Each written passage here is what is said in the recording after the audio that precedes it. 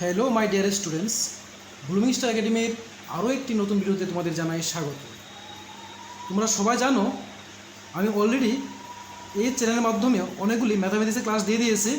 তো আজকে হলো সিম্পল ইন্টারেস্ট বের করার পার্ট 2, অর্থাৎ সিম্পল ইন্টারেস্টের আগে একটি ক্লাস দিয়েছিলাম, আজকে হলো 2 নম্বর ক্লাস। তো চলো দেখা যাক আজকের ক্লাসের প্রথম কোশ্চেন। প্রথম কোশ্চেন বলেছে সুদের হার কত হলে কোনো টাকা 10 বছরে দ্বিগুণ হবে।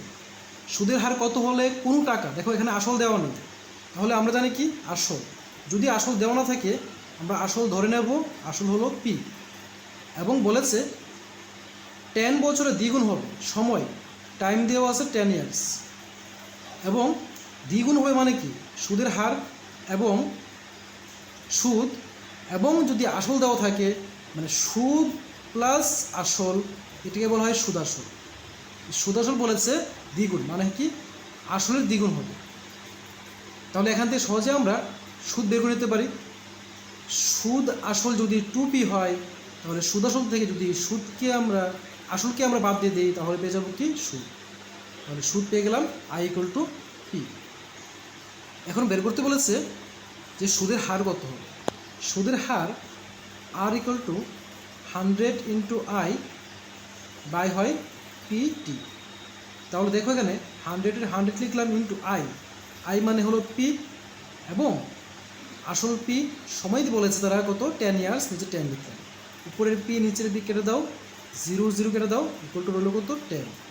তাহলে তারা বলেছিল সুদের হার কত হবে, সুদের হার পেয়ে গেলাম আমরা 10%। কোশ্চেন নাম্বার 2 বলেছে বার্ষিক 20% সরল সুদে কত বছরে কোনো আসল সুদে আসলে দ্বিগুণ হবে। দেখো এখানেও আসল দেওয়া নেই, তাহলে আমরা ধরে নেব যে আসল হলো পি, এবং কত বছরে বলেছে, সময় দেওয়া নেই, তাহলে সময়কে ধরে নেব আমরা কি সময় হলো টি, এবং বলেছে 20% সরল সুদে মানে আর দেওয়া আছে 20%। সুদ আসলে দ্বিগুণ হবে, সুদ আসলকে ধরা হয় এ, সুদ আসলে দ্বিগুণ হবে মানে হলো কি 2p, আসলের দ্বিগুণ 2p। তাহলে এখান থেকে আমরা আই বের করে নিতে পারি। আই কীভাবে আসে, সুদ আসল মাইনাস আসল ইকুয়াল টু কত হবে পি, পেয়ে গেলাম। তারা বলেছে সময় বের করতে, সময় T equal to 100 × i by হলো পি আর, এখানে 100-এর 100 লিখলাম ইন্টু আই হলো পি, নিচে আসল হলো পি, এবং সুদের হার দেওয়া আছে কত 20%, 20 বসে দিলাম, পি পি কাটো 0 0 কাটো, 5 2 হয় 10। তাহলে আমরা পেয়ে গেলাম কত T5, অর্থাৎ 5 ইয়ার্স, সময় পেয়ে গেলাম 5 ইয়ার্স। Next question number 3।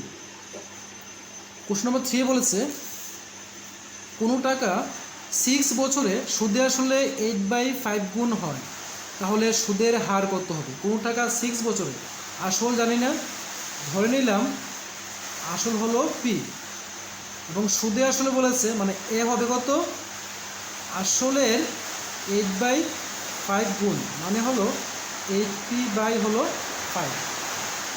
এখন বলেছে যে সময় দেওয়া আছে 6 ইয়ার্স, কি দেওয়া আছে 6 ইয়ার্স, সুদের হার বের করতে হবে। তাহলে সুদের হার বের করার আগে আমরা সুদ বের করে নিই। সুদ বের করবো কীভাবে, সুদ আসল থেকে যদি আমি আসলকে বাদ দিয়ে দিই পাবো সুদ, নিচে 5-এর 5 8p মাইনাস নিচে কিছু নেই মানে 1 আছে, 5 দিয়ে 1 দিয়ে 5কে ভাগ করলে 5 থাকে, 5p = 5p equal to 3p/5। এটা হলো আমাদের সুদ। তারা বলেছিল এখানে সুদের হার কত হবে, সুদের হার r = 100 × i বাই হয় pt ইকুয়াল টু 100 × i হলো কত 3p/5, নিচে পি পি তো পি হয়, পি সময় দেওয়া আছে 6 ইয়ার 6 লিখুন। এখন দেখো 5 20 যা আসে 100, 3 দিয়ে কাটলে 3 2 হয় 6, পি দিয়ে পিকে কাটতে পারি, 2 দিয়ে 20 কাটলে হয় 10, পেয়ে গেলাম 10 মানে হলো 10%, সুদের হার হলো 10%।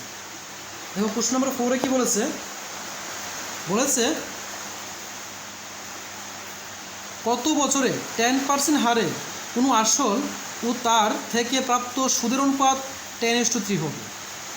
মানে কত বছরে 10% হারে, এখানে সুদের হার দেওয়া আছে 10%, কিন্তু আসল দেওয়া নেই, সুদও দেওয়া নেই। তারা বলেছে সুদ এবং আসল তার অনুপাত 10:3, মানে আসল ইস টু সুদ, এটা হবে 10:3 ধরে নিলাম। এখন তারা বলেছে যে কত বছরে, সময় বের করতে বলেছে।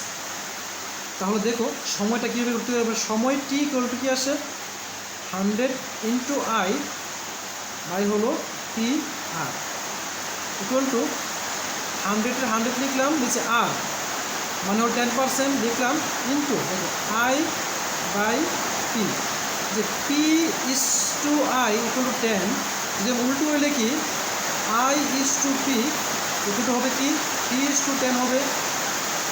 আই ইস টু পি মানে কি আই বাই পি হলো 3/10। তাহলে আমরা 100 লিখলাম, আই হলো 3, 10 ইন্টু পি হলো 10, 0 0 0 0 কেটে দেই, 3 1 যা 3। তারা বলেছিল সময় কত হবে, সময় হবে 3 ইয়ার্স।